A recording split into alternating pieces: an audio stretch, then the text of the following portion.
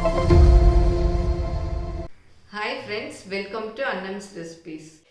இன்னைக்கு இந்த வீடியோவில் தக்காளி ரசம் எப்படி வைக்கலான்னு பார்ப்போம். எல்லாருக்குமே தெரிஞ்சிருக்கும், இருந்தாலும் பேச்சுலர் பிகினர்ஸ்க்கெல்லாம் தெரியாது. அதுவும் இந்த மழைக்கும் குளிருக்கும் தக்காளி ரசம் வச்சு சாப்பிட்டா ரொம்ப நல்லாயிருக்கும். வாங்க இப்படி செய்யலான்னு பார்ப்போம். எங்கள் ப்ராடக்ட்ஸ் எல்லாம் யூடியூப்பில் கமெண்ட்ஸ்க்கு கீழே வந்துட்டுருக்கு. அதில் போய் கிளிக் பண்ணிங்கன்னா அதோட ரேட்டு டீட்டெயில்ஸ் எல்லாமே இருக்கும். அதை கிளிக் பண்ணி நீங்கள் வேணுங்கிற பொருளை ஆர்டர் பண்ணி வாங்கிக்கலாம். இப்போ தக்காளி ரசத்துக்கு தேவையான பொருள் பார்த்துடலாம். இந்த மாதிரி 4 தக்காளி நான் எடுத்துக்கிட்டேன். அதில் 3 க்ரஷ் பண்ணி வச்சுட்டேன். இந்த மாதிரி சாப்பரில் போட்டு நீங்கள் கையில் மசிக்கிறதுனாலும் மசிச்சுக்கலாம். இதில் அப்படியே சின்ன சின்னதாக கட் பண்ணி போட்டுட்டு நல்லா அப்படியே இது பண்ணால் நல்லா தூளாக வந்துடும். இதில் போட்டுட்டு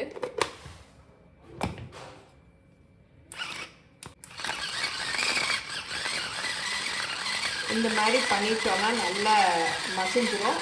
இது இல்லாதவங்க கையிலையும் பண்ணிக்கலாம்.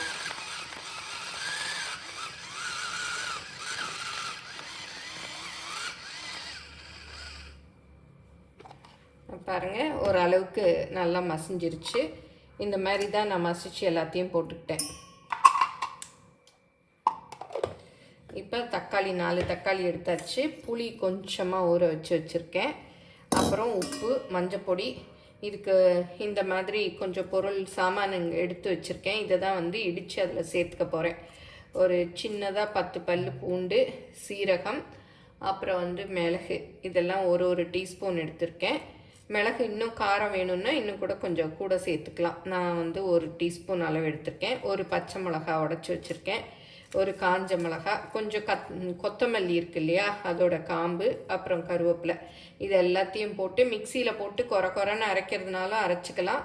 இல்லை இடிக்கல்லில் இடித்து போடுறதுனாலும் போட்டுக்கலாம். இல்லை அம்மியில் நசுக்கிட்டு போடுறதுனாலும் போட்டுக்கலாம். எதில் வேணாலும் பண்ணிக்கலாம்.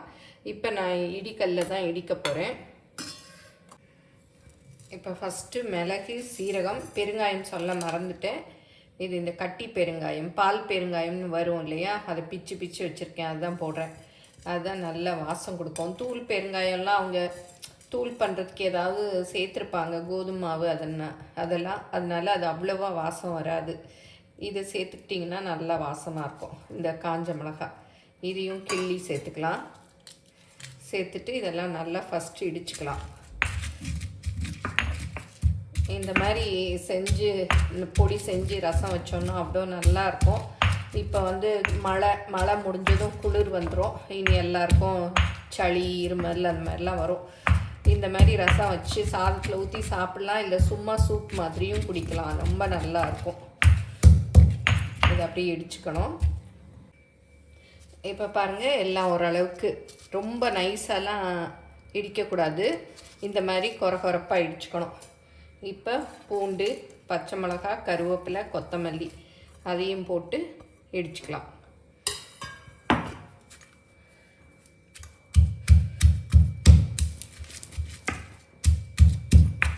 இந்த மாதிரி இடிச்சுக்கிட்டா போதும். ரொம்ப நைஸெல்லாம் இடிக்கணும்னு இல்லை, கொஞ்சம் இடிச்சுக்கிட்டா போதும். அந்த ஜூஸ் எல்லாம் இறங்கணும், அவ்வளோதான். ஒரு 2 டீஸ்பூன் அளவு எண்ணெய் ஊற்றிக்கலாம். நான் இன்றைக்கி மண் சட்டியில் தான் வைக்கிறேன். மண் சட்டியில் ரசம் வச்சாலும் சூப்பராக இருக்கும். இதில் கொஞ்சமாக கடுகு போட்டுக்கலாம்.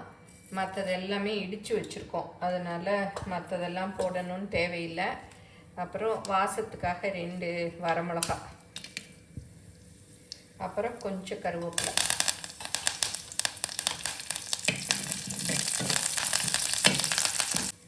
இப்போ இடித்து வச்சது எல்லாத்தையும் போட்டுக்கலாம். இது ரொம்ப வதக்கணும்னு இல்லை, கொஞ்சம் லைட்டாக பரட்டி விட்டால் போதும். இப்போ தக்காளி அந்த இது மசிச்சு வச்சுருக்கோம்ல, அதையும் ஊற்றிக்கலாம்.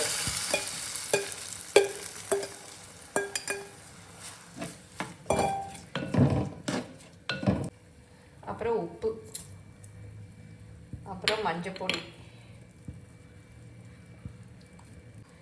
புளி ஊற வச்சுருக்கேன் இல்லையா, அதை கரைச்சி ஊற்றிடலாம். இந்த புளி தண்ணி ஊற்றிடலாம். இன்னும் தண்ணி ஊற்றணும்.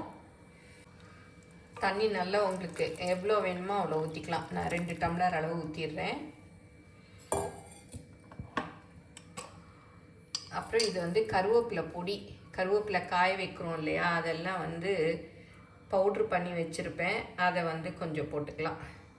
ஏன்னா கருவேப்பிலை நிறைய வேஸ்ட் ஆகிடும். இதுனா அப்படியே சேர்ந்துடும். நல்லா மிக்ஸ் பண்ணி விட்டுக்கலாம். இன்னும் கூட ரொம்ப திக்காக இருக்குது. இன்னும் 1 டம்ளர் தண்ணி சேர்த்துக்கிறேன். ஏன்னா 4 தக்காளி போட்டிருக்கோம்.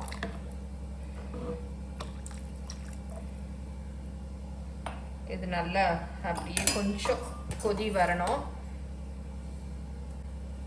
இப்போ இந்த கொத்தமல்லியும் கொஞ்சம் இப்போ கொதிக்கிறச்ச கொஞ்சம் போட்டால் வாசம் அதோட சேரும். இப்போ தான் பாருங்கள் நுரை கூட்டிகிட்டு வருது. இன்னும் கொஞ்சம் கொதி வரணும். பாருங்கள் நல்லா கொதி வருது. கொஞ்சம் வந்து தக்காளி ரசம் கொதிக்கணும். அப்போ தான் தக்காளி நல்லா வெந்து நல்லா இருக்கும். போன வீடியோவில் நான் ஒரு ரசம் போட்டிருந்தேன். அதில் ஒருத்தங்க கூட சொல்லியிருந்தாங்க ரொம்ப கொதிக்க விடக்கூடாதுன்னு. அன்றைக்கி வந்து அவசரத்தில் செஞ்சது. அதோடு இல்லாமல் வீடியோ வேறு எடுத்துகிட்டு இருந்தோம். பொதுவாகவே வந்து ரசம் கொதிக்கக்கூடாதுன்னு எல்லாருமே சொல்லுவாங்க. அப்புறம் கடுத்து போயிடும் அப்படின்னு.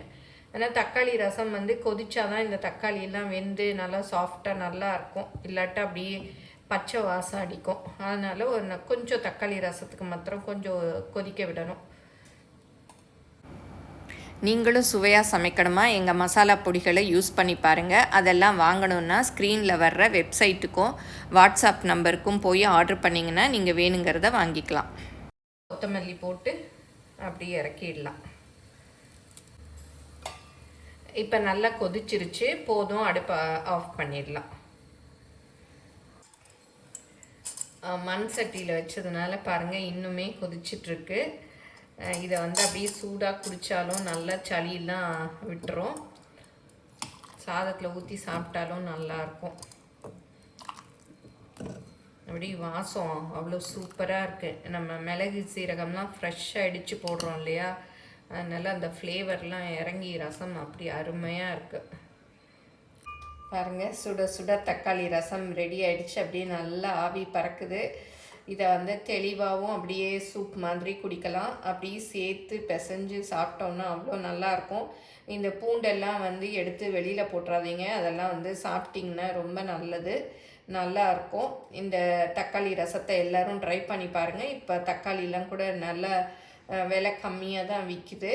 அது தக்காளியில் வாங்கி நம்ம என்ன செய்யணுமோ செஞ்சுக்கலாம். தொக்கு, ஜாம், சாஸ் அதெல்லாம் கூட நான் செஞ்சு வீடியோஸ் போட்டிருக்கேன். அதெல்லாம் பார்த்து செஞ்சுக்கோங்க. இந்த தக்காளி ரசத்தை மறக்காமல் செஞ்சு பாருங்கள். எப்படி வந்ததுன்னு உங்கள் கமெண்ட்ஸை சொல்லுங்கள். பிடிச்சிருந்தால் லைக் பண்ணுங்கள். எங்கள் சேனலை மறக்காமல் சப்ஸ்கிரைப் பண்ணுங்கள். ஃபேஸ்புக், இன்ஸ்டாகிராமில் அன்னன்ஸ் ரெசிபீஸை ஃபாலோ பண்ணுங்கள். தேங்க்யூ.